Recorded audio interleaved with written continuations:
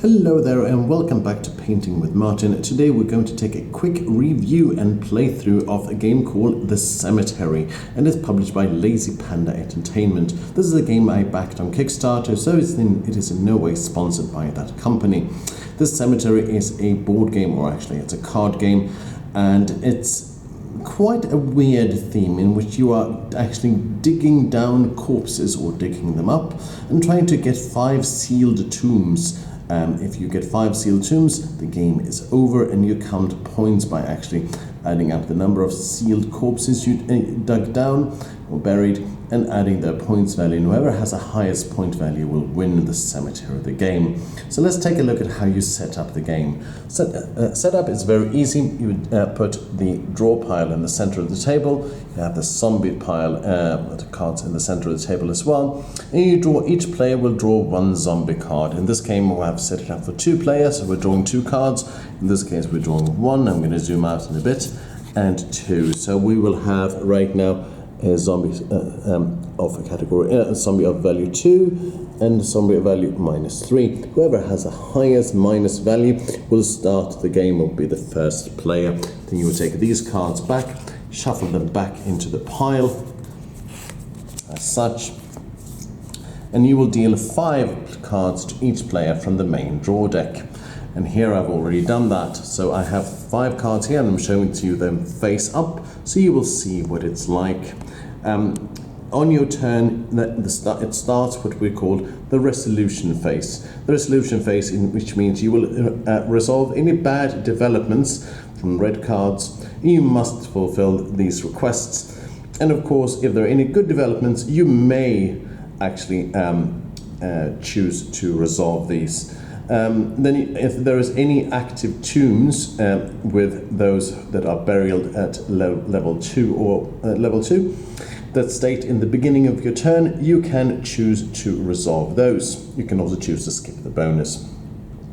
Then after that you will go into the action phase. After the action phase you will go into the adjustment phase, and then play will then pass to the next player. So let's take a look at the action phase. In the action phase, which is the bread and butter of this game, you will actually play 3 actions, 1 to 3 actions, and you can take them in any order you want them. So let's take a look at these actions. The first and most common action, I'm zooming in here, is that you can actually bury a corpse. These are corpses.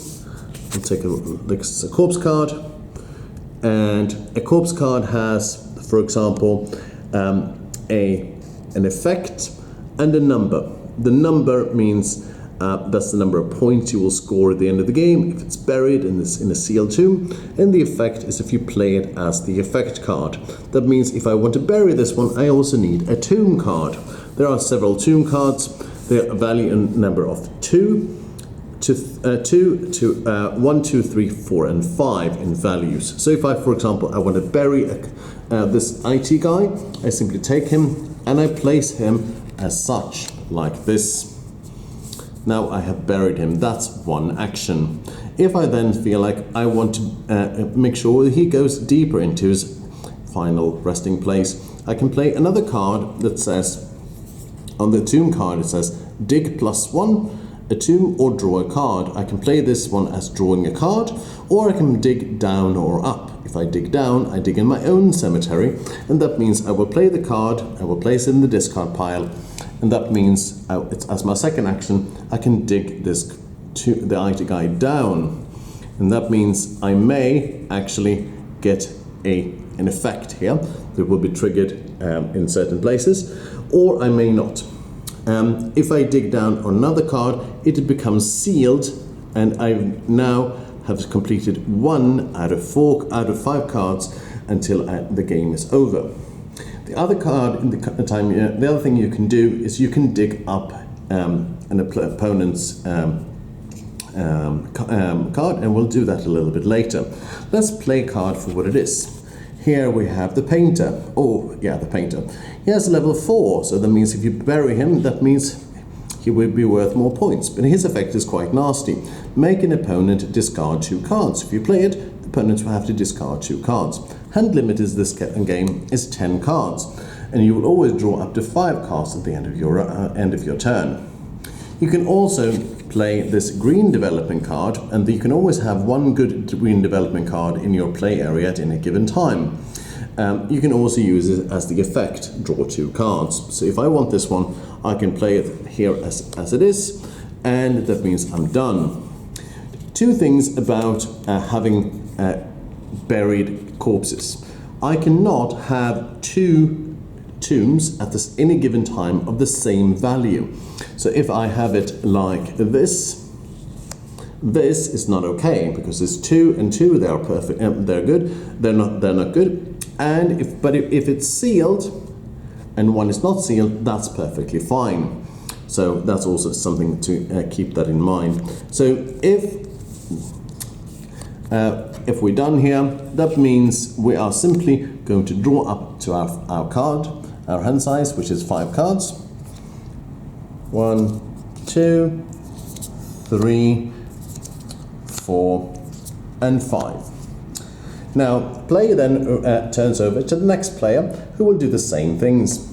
And play continues like this until there are 5 sealed tombs, and you are ready then for final scoring. But let's take a look at a few things that you might want to do as well. This guy here has a red development card, which means that it says the evil vultures. At the end of a turn, your maximum hand size is 4. He doesn't want that card, or she doesn't want that card at all. So he will play that card on his opponent. So that means that player, instead of drawing up to 5 cards at the end of his or her turn, he will draw up to 4. These development cards can be destroyed only by playing certain cards. Now, he doesn't want that player to actually get a sealed tomb. So he, instead of sealing his own tomb, he's going to say, I'm going to dig up, dig +1 up. So you're digging up this one like this. That can be stopped if that player has, for example, a card that says preventing an opponent to dig up in any player's cemetery, which he doesn't. Or actually he does. He says, the electrician, stop an opponent from digging in any cemetery, including yours. So you can play that card and prevent him from doing so. Or he can wait with that action. And by playing a card out of turn, not on your turn, but as a defensive measure, it doesn't count as an action. So digging up, eventually, if you dig up and it reaches past the first one, it rises up and it might become a zombie. The rules for it becoming a zombie, as you look at the number here, if the number is higher than the tomb value, a zombie is actually rising from the grave, and you draw a zombie card and you play it in your play area. This is a -6 card, and it's -6 victory points at the end of the game. And the tomb is then, and the card is of course discarded. So try to avoid that. So there's some nasty things you can do. So the game continues like this until there are 5 sealed tombs, and the tombs are sealed as it is like this. And if there are 5 sealed tombs, the round is finished. You will simply reveal your cards, and you will see that if you have more victory points, as symbolized by these numbers here on each corpse card, that means you win the game. And if there are non-sealed tombs, for example, the game finishes when this guy only has buried down to level 2, and it's very easy to see that here. There is level 1, there's level 2, and finally there is level 3. So you need to bury them to level 3. If it's only buried to level 2, you discard the entire tomb, and it's not worth any victory points. Of course, you deduct any victory points from any zombies, and whoever has the most will win the cemetery, the board game.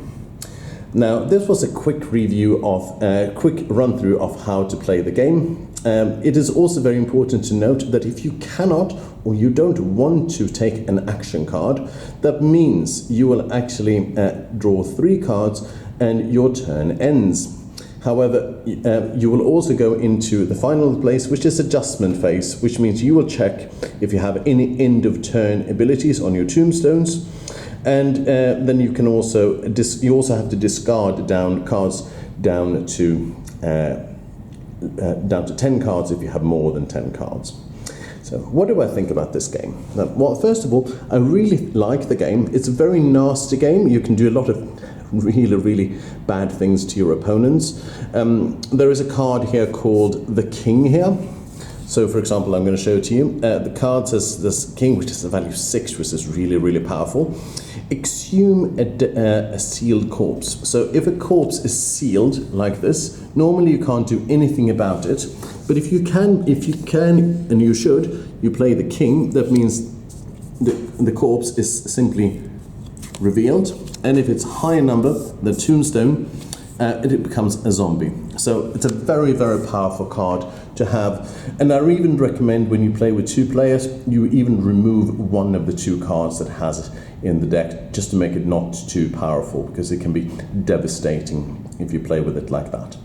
The other thing I can say with it is that the card quality is outstanding. The other thing also is that when you look at the side card here, is that it's completely black. And that's because the cards, I think, are plastic. It's a very cool feature. I would recommend that you sleeve these cards because you will shuffle them quite a number of times. And it has a quite high replay value as well. There's no comeback mechanic, so it means if you are last, you're going to have to fight to get up to the top. Not everyone will like that. That's the way it is. What is it I don't like about this game? Well, first of all, besides that the box is really cool and has this like cool magnetic lid, it actually doesn't fit to have sleeved cards in the box. They actually said that they would have this one on the Kickstarter, and that's also why one of the reasons why I backed it. And then they said like, oh, we're changing our minds. We just wanted to get it out of back as much faster, so we decided not to make the box any bigger. We might fix this in the future. Well, they haven't fixed it, and you still can't have sleeve cards in the box. So that's kind of bad. It's not a game breaker or anything, but the other thing is that it comes with a mini expansion called Darkness Falls. It has both objectives and it has these event decks. I really recommend that you play with the events. They've makes the game much more fun, and you play 12 rounds instead of the game taking maybe 30 minutes. The game with the event cards will take maybe 10-15 minutes instead. Gives the game a little bit more like a take that mechanic, and also the Darkness Fall objective cards is a very interesting idea. I really like objectives. It's just that with the basic objectives, they also reference an expansion that you could have backed on Kickstarter. I chose not to. But if you didn't back it, half the objective cards are unusable. So that means you have a very few options for if you want to play with them. And some of them are quite powerful. So I would have liked them to say like, well, if we include the objective cards in the first place, then you can only play with them if you fully back like the full pledge one. Otherwise, you can only use half of them. So a little bit disappointed there, I have to say. Not really the best. I was quite disappointed when I saw it. But again, not a deal breaker.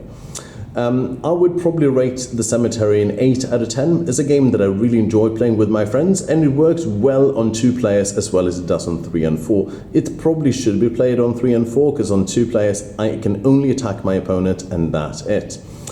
Otherwise, this was a short review and playthrough of the game. If you like this kind of games and also you want to see more reviews and playthroughs from this channel, please hit the subscribe button and like and share for more content. Thank you very much for watching, and I'll see you next time.